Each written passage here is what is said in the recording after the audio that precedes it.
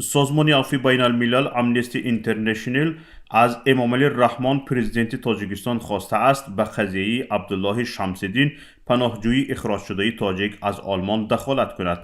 عبدالله شمس‌الدین روز 18 ینوری امسال از آلمان به تاجیکستان اخراج شد و سرنوشتش تا به حال ناروشن است.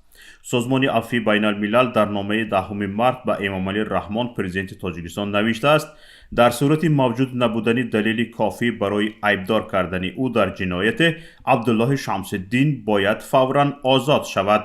این سازمان گفته است آنها به چنین نتیجه رسیدند که ظاهراً عبدالله شمس‌الدین به خاطر پدرش که عضو بلند مقام حزب نهضت اسلامی است تعقیب می شود.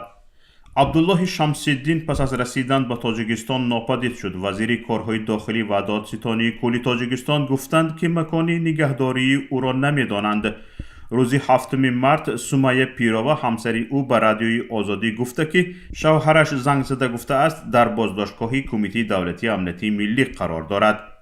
در نامه امنستی اینترنشنال به امامعلی رحمان گفته شده است به اعلان عیب و به هیچ تماس با عالم بیرونی بازداشت شخص نقض حقوق انسان است و باید فوراً خاتمه داده شود.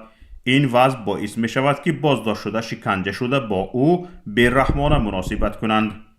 این سازمان از امامعلی رحمان خواهش کرده است که مکان نگهداری عبدالله شمس‌الدین را دقیق نماید و نظارت کند تا شکنجه نشود. امنستی اینترنشنال گفته است نامه را به دستگاه پرزیدنت تاجیکستان ارسال کرده است. مقامات تاجیک هنوز موقعشان را در مورد عبدالله شمس‌الدین روشن نکرده اند و به طور رسمی بازداشت او را شرح نداده اند.